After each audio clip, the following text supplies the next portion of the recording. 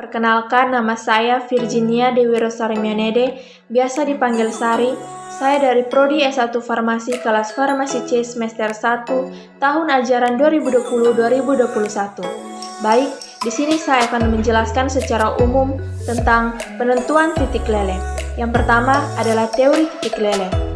Titik leleh adalah temperatur senyawa padat di mana benda tersebut akan berubah wujud menjadi zat cair. Pada senyawa dengan berat molekul hampir sama, senyawa lebih polar dan struktur molekulnya lebih simetris mempunyai titik leleh yang lebih tinggi. Titik leleh senyawa murni ditentukan dengan pengamatan temperatur saat terjadi perubahan padatan dan cairan. Sejumlah kecil zat padat diletakkan dalam tabung kapiler gelas dan dipanaskan merata. Pertama, diamati temperatur saat mulai terbentuk cairan, kemudian temperatur saat padatan berubah menjadi cairan semua. Rentang temperatur yang tidak begitu jauh menunjukkan kemurnian padatan tersebut. Titik leleh yang ada pada literatur biasanya dalam bentuk range titik leleh. Sampel senyawa murni biasanya hanya terdiri atas satu bentuk kristal dan meleleh pada temperatur dengan range kurang dari 1 derajat Celcius. Besar daerah titik leleh atau range lebih 1 derajat Celcius menunjukkan adanya pengotor. Campuran zat padat pada umumnya menunjukkan daerah titik leleh teoritis pada asam asetat atau 101,5 derajat Celcius. Berikut adalah alat dan bahan praktikum. Yang pertama adalah alat yang digunakan, yaitu pipa kapiler, pipa gelas, kaca arloji, spatula, dan alat penentu titik leleh atau digital melting point apparatus. Berikut adalah bahan kimia yang digunakan.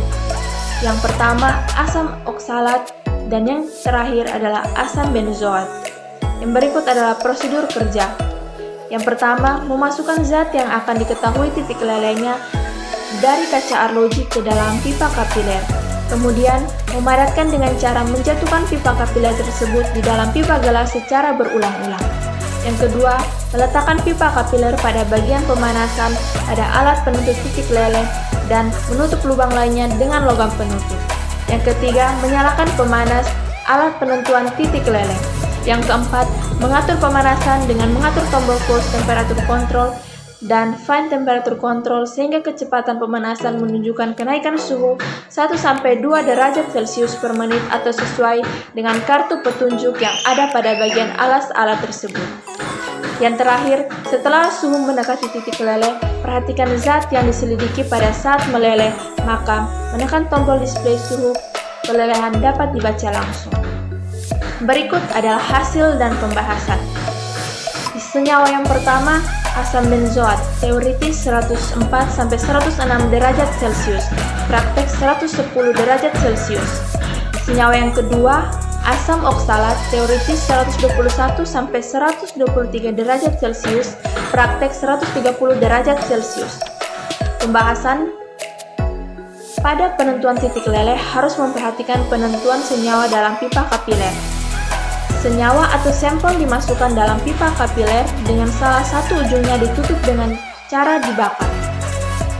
Mengupayakan agar sampel dalam pipa kapiler tidak terdapat ruang kosong atau udara, harus dipadatkan dengan cara menjatuhkan pipa kapiler ke dalam pipa gelas secara berulang-ulang.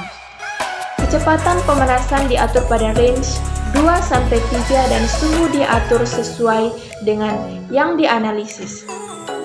Titik leleh dapat dilihat dari proses mencairnya padatan, namun hal yang perlu diperhatikan adalah tetesan pertama, karena tetesan pertama dari zat tersebut merupakan suhu titik lelehnya. Dari percobaan yang telah dilakukan, dapat disimpulkan titik leleh adalah suhu di mana suatu padatan berubah menjadi cair. Dan hasilnya untuk titik leleh, asam oksalat titik lelehnya 110 derajat Celcius dengan persen kesalahan 5,76% dan 3,77%. Yang berikut, asam benzoat titik lelehnya 130 derajat Celcius dengan kesalahan 7,43% dan 10,56%. Baik, sekian dari penjelasan saya mengenai penentuan titik leleh. Selamat sore dan terima kasih.